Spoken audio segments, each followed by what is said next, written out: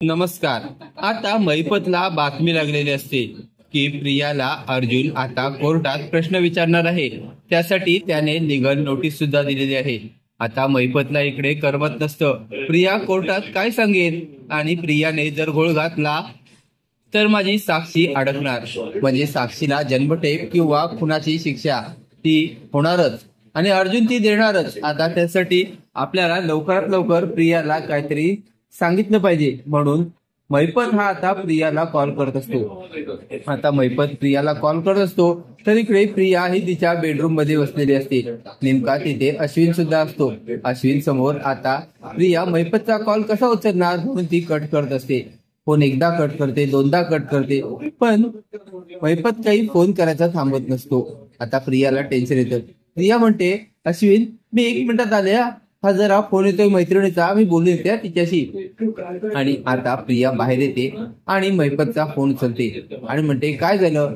त्यावर महिपत म्हणतो, अगं मला असं कळलंय तुला अर्जुन सुभेदारनी लीगल नोटीस दिलेली आहे, कोर्टात काही प्रश्न विचारणार आहे म्हणतोय. त्यावर प्रिया म्हणते, हो ना, मी पण घाबरले, आता काय उत्तर देऊ मी त्याच्या प्रश्नांची. तुम्हाला तर माहितीच आहे सगळं काय झालेलं आहे आणि मी तुमच्या सांगण्यावरूनच खोटं बोललेलं आहे. आता हे खोटं किती दिवस बोलायचं मी. त्यावर महिपत बोलतो, काहीही कर पण एक गोष्ट लक्षात घे, माझ्या मुलीचं नाव कुठेच नाही आलं पाहिजे आणि लवकरात लवकर मला येऊन भेट. मी तुला काही आणखी पैसे देतो, पण कोर्टात साक्ष चेंज करू नकोस आणि जर केलीस तर तुला मी सोडणार नाही. आता पैसे देतो म्हटल्यानंतर प्रिया लगेच लालची असते. ती लगेच पैसे घ्यायला निघणार. आता ती अश्विनला म्हणते, अश्विन अरे मी जरा काय म्हणते, माझ्या एका मैत्रिणीचा ऍक्सिडेंट झाला आहे, तिला मी भेटून येते, तिला जरा भेटावंसं वाटतंय मला. त्यावर अश्विन म्हणतो, थांब मी पण येतो. त्यावर प्रिया म्हणते, तुला यायची काही गरज नाही, ती आता बरी आहे, मीच बघून येतो पटकन. आणि प्रिया घराबाहेर पडते. आता प्रिया घराबाहेर का पडली म्हणून अश्विन सुद्धा प्रियाच्या पाठोपाठ घराबाहेर पडलेला असतो. आता अश्विन गपचूप हा प्रियाचा पाठलाग करत असतो आणि आता बरोबर प्रिया ही पुढे असते. अश्विनला माहिती नसतं की प्रिया नेमकी कुठे चाललेली आहे. अश्विन बघतो तर काय, आता पुढे महिपत एका गाडीमध्ये बसलेला असतो. तिथेच प्रिया जाऊन थांबते.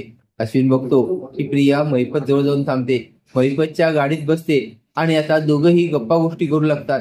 आता अश्विन हे लांबून बघत असतो. अश्विनला मोठा धक्का बसलेला असतो की प्रिया खोटं बोलून महिपतला भेटायला आलेली आहे, म्हणजे प्रिया काहीतरी आमच्यापासून लपवते. असं प्रियाला काहीतरी माहिती आहे की जे साक्षीच्या आणि विलासच्या खुनामध्ये महत्वाचं आहे. आता प्रियाला कोर्टात खेचून दादांनी काहीही चूक केलेली नाही. आता प्रिया घरी आलेली असते. ते बघून आता अश्विनचा राग अनावर होतो. अश्विन म्हणतो, प्रिया कुठे गेली होतीस, कोणत्या मैत्रिणीला लागलंय. त्यावर प्रिया आता खातूर उत्तर देऊ लागते. आता अश्विनला ते शक्य होत नाही.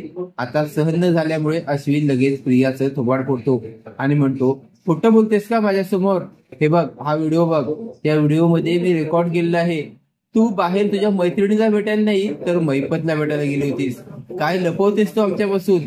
ते ऐकल्यावर आता प्रिया हादरलेली असते आणि घरातील सर्वच जण आता अश्विनकडे बघत असतात, कारण अश्विननी जे काही वागला ते अगदी योग्य असतं. असेच मालिकेचे नवनवीन अपडेट पाहण्यासाठी व्हिडिओला लाईक आणि चॅनलला सबस्क्राईब करायला विसरू नका. थँक्यू.